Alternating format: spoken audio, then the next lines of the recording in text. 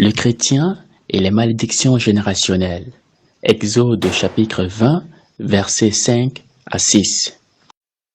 Tu ne te prosterneras point devant elles, et tu ne les serviras point, car moi l'Éternel ton Dieu, je suis un Dieu jaloux, qui punit l'iniquité des pères sur les enfants jusqu'à la 3e et la 4e génération de ceux qui me haïssent, et qui fait miséricorde jusqu'à 1000 générations à ceux qui m'aiment et qui gardent mes commandements. Nous observons de plus en plus en ce temps de la fin des doctrines diverses dans nos milieux évangéliques, parmi lesquelles les malédictions générationnelles. Les adeptes de cette doctrine stipulent que le fait de sortir d'une famille où les parents, grands-parents et aïeux servaient les idoles, pratiquaient l'occultisme ou menaient une vie de volupté, fait automatiquement de vous et de votre lignée des êtres maudits. En d'autres termes, si votre père était un alcoolique, un drogué, il ne serait pas étonnant de vous voir développer les mêmes appétits. Cela dit, même malgré votre conversion à Christ, vous demeurez liés et vous avez besoin d'une délivrance. Car Christ, nous ayant revêtus de puissance, selon Luc chapitre 10 verset 19, il vous faudra exercer votre autorité en brisant tous les liens ancestraux qui vous bloquent d'aller de l'avant. C'est ainsi que vous voyez de nombreux chrétiens couper les liens familiaux tous les jours. Certains vont d'église en église à la recherche d'un puissant homme de Dieu capable de les libérer de l'emprise de ces liens, devenant dépendants de ses bergers. C'est à se demander si l'œuvre de la croix n'a pas été suffisante, si en Christ nous sommes encore sous le joug des malédictions.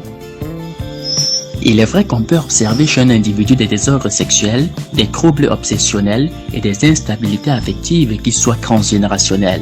Cependant, soutenir qu'une personne qui est née de nouveau puisse être encore sous une malédiction intergénérationnelle est tout simplement anti-biblique. On ne retrouve ce modèle nulle part dans l'Église primitive. Faire une telle affirmation revient à dire subtilement que l'œuvre de la croix n'a pas été suffisante pour rendre l'homme libre. Or, l'apôtre Paul dit expressément, Christ nous a rachetés de la malédiction de la loi, étant devenu malédiction pour nous, car il est écrit, maudit est quiconque est pendu au bois. Galates chapitre 3, verset 13. Je voudrais dire à quelqu'un en ce jour que Christ est devenu malédiction à la croix pour toi. Tu n'as plus à marcher dans la crainte. Si tu es en Christ, poursuivant quotidiennement une vie de sanctification, aucune malédiction ne pèse sur ta vie. Christ a fait de toi une nouvelle créature. Les malédictions de ta famille, les mauvaises paroles sur ta vie n'ont plus aucun pouvoir. Néanmoins, pour toi qui m'écoutes et qui vis encore selon les accrets de ce monde, sache que tu es encore sous le joug de l'ennemi et des malédictions de tes aïeux. La bonne nouvelle pour toi est que, là où le péché a abondé, la grâce a surabondé. Romains chapitre 5 verset 20. L'œuvre de la croix est assez puissante pour effacer tous tes péchés et te sortir de toute malédiction familiale qui te retient captif. Repens-toi donc dès aujourd'hui de tes fautes devant Dieu et prends l'engagement de suivre Jésus-Christ. Te dire que la marche chrétienne sera facile serait te vendre une grosse illusion. Or, nous ne sommes pas à mal de notoriété pour vouloir te flatter. Mais une chose est sûre, le Seigneur sera avec toi pour te tenir par la main et te faire avancer pas à pas sur le chemin resserré. Voyez-vous, cette doctrine des malédictions générationnelles a amené l'homme à se dédouaner de ses erreurs pour pointer un doigt accusateur sur les autres.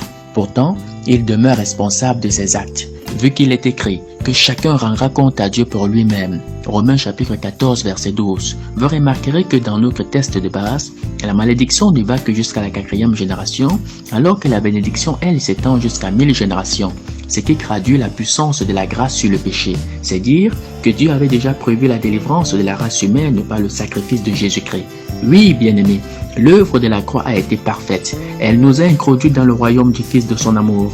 Une fois que nous nous sommes repentis de nos péchés, le bouclier des liens ancestraux qui oppressaient notre vie est immédiatement ôté. Soyez conscients de la puissance de la croix dans votre vie. Que Dieu vous bénisse. Shalom.